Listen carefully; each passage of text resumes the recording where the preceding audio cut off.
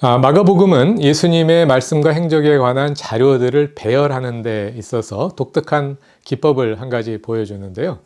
많은 성서학자들이 샌드위치 기법이라고 부르는 겁니다.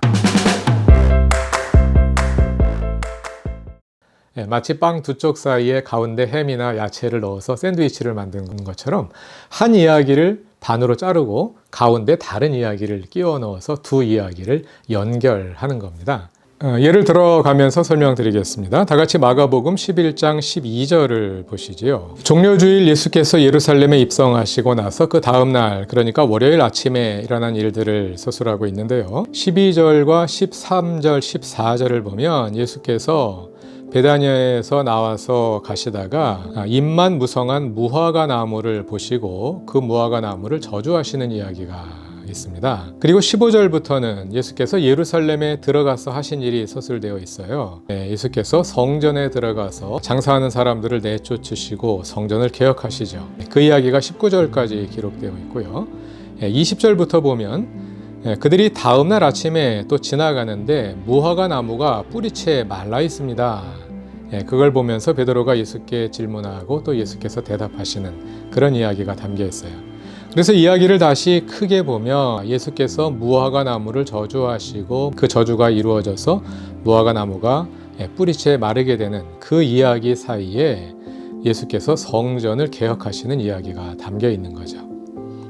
이러한 배열을 통해서 마가는 무엇을 보여주고자 하는 걸까요? 13절 후반절을 보면 이는 무화과 때가 아니었기 때문이다 이렇게 설명을 하거든요.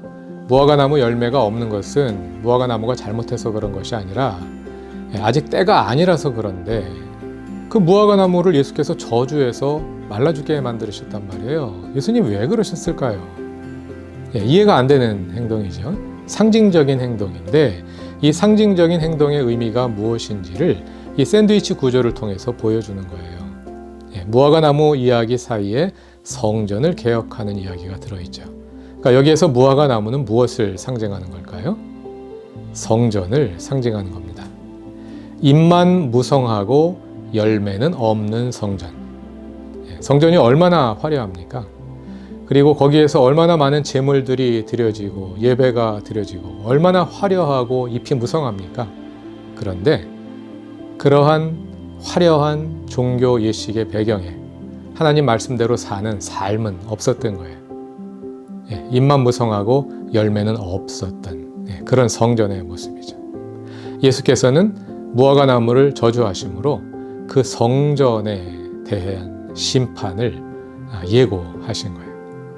그래서 뒤에 가면 13장에서 그 성전이 하나님의 심판을 받아 무너지게 되는 그런 모습이 이제 그려지게 되는 거죠.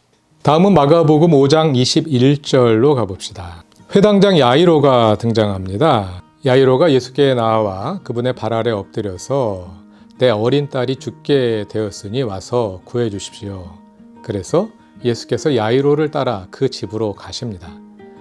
24절까지 그 이야기가 전개되다가 25절에 다른 이야기가 끼어들어요. 12해를 혈루증으로 앓아온 한 여자가 군중 사이를 뚫고 예수께 나와서 예수의 옷에 손을 대고 나음을 입게 되는 이야기입니다.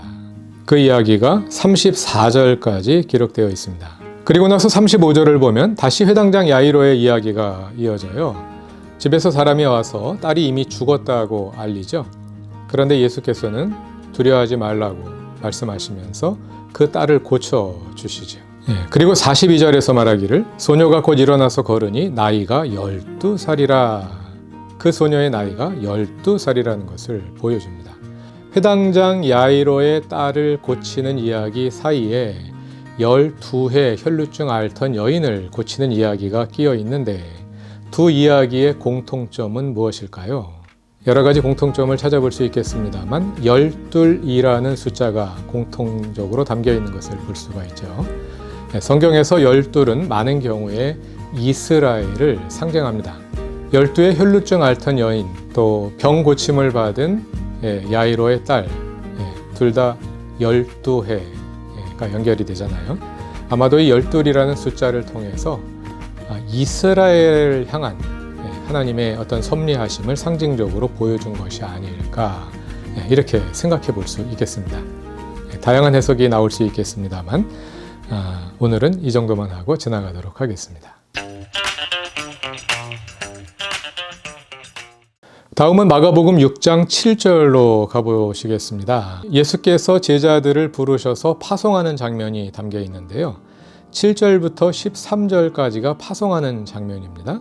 쭉 내려가면 30절에 예수께서 파송하신 제자들이 돌아옵니다. 그러니까 예수께서 제자들을 파송하시고 제자들이 파송받아 나가서 여러 가지 활동을 하고 돌아오는 그 이야기 사이에 다른 이야기가 끼워져 있는데요. 14절부터 29절까지 세례 요한이 처형되는 이야기가 담겨 있습니다.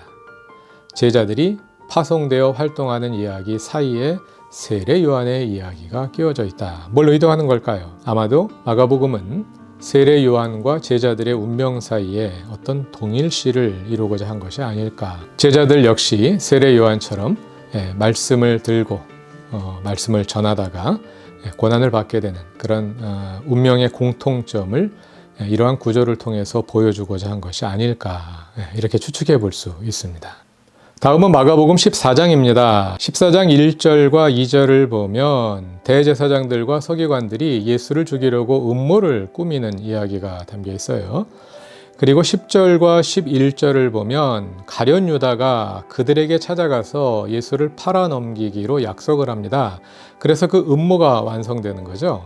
이렇게 예수를 죽이려고 음모를 꾸미고 그 음모가 완성되는 이야기 사이에 3절부터 9절까지의 한 여인이 예수의 머리에 향유를 붓는 이야기가 담겨 있습니다.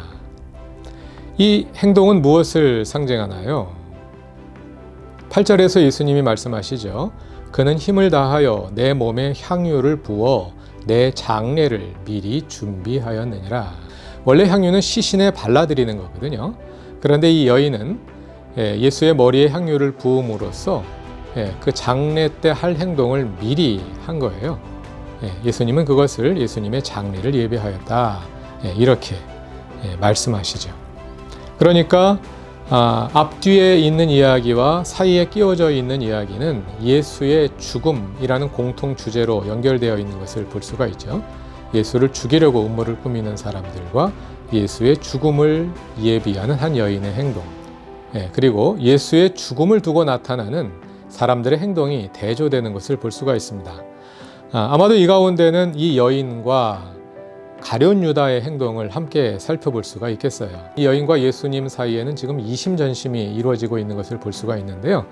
예수님과 매우 친밀한 관계를 가지고 있는 사람이라는 것을 알 수가 있어요.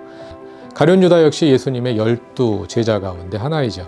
둘 다 예수님의 제자인데 가룟 유다는 예수를 오해했어요.